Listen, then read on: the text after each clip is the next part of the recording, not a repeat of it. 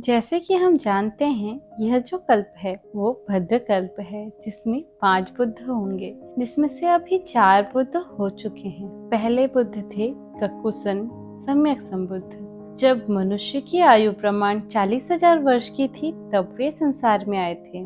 दूसरे कोणागमन सम्यक संबुद्ध थे। जब मनुष्य की आयु प्रमाण 30,000 वर्ष की थी तब वे संसार में आए थे। तीसरे काश्यप बुद्ध थे। जब मनुष्य का आयु प्रमाण 20,000 वर्ष की थी तब वे संसार में आए थे। चौथे सिद्धार्थ गौतम बुद्ध थे। जब मनुष्य का आयु प्रमाण 120 वर्ष का थी तब वे संसार में आए थे। अंतिम एवं 5वें बुद्ध अधिमैत्री सम्यक संबुद्ध होंगे। इस प्रकार कोई भी सम्यक संबुद्ध तब जन्म नहीं लेता जब मनुष्य की आयु 1,00,000 वर्ष से अधिक या 100 वर्षों से कम हो। दीपंकर बुद्ध, जिन्होंने सिद्धार्थ गौतम के बुद्ध होने की भविष्यवाणी की थी, उनके और सिद्धार्थ गौतम बुद्ध के बीच में 24 और भी बुद्ध हुए थे। सिद्धार्थ ने सभी बुद्धों के समय में जन्म लिया था और सभी बुद्धों की सेवा भी की थी। उन बुद्धों ने भी सिद्धार्थ के बुद्ध बनने की भविष्यवाणी की थी। इस प्रकार अनेक जन्मों तक तपस्वी सुमेध ने अपनी पारमिताओं के 10 घड़ों को पूर्ण किया।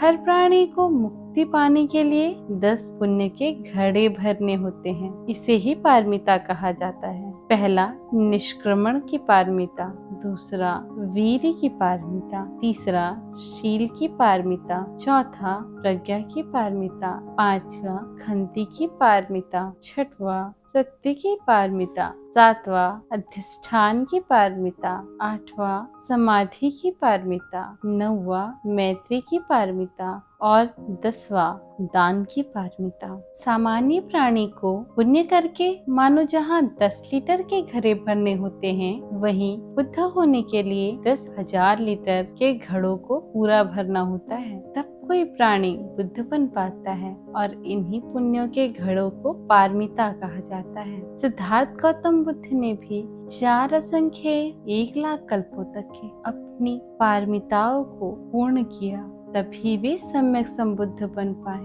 सिद्धार्थ गौतम बुद्ध ने बुद्ध बनने से पहले अंतिम बोधिसत्व के रूप में दान की पारमिता पूरी की थी। उन्होंने बोधिसत्व वे शंकर के रूप में जन्म लिया था और जिस प्रकार नदी बहती है उस प्रकार भौतिक वस्तुओं का दान दिया। सभी दान देने योग्य चीजों को उन्होंने 700 की संख्या में दान दिया था, किंतु इसके बाद भी जब वे केवल 8 साल के बालक थे, उनके मन में विचार जागता है कि जिन चीजों को मैं दान दे रहा हूँ, मुझे उसमें उतना सुख प्राप्त नहीं है। यदि कोई मेरी आंखें दान में मांगे तो मैं दे दूंगा, यदि कोई मेरा हृदय मांगेगा तो मैं दे दूंगा, यदि मेरा रक्त मांगेगा, मांस मांगेगा, मेरी हड्डियां मांगेगा या मेरे प्राण भी मांगेगा तो मैं दान में दे दूंगा। एक 8 साल के बालक के मन में जागे ऐसे संकल्प से उस समय धरती भी कांप उठी थी।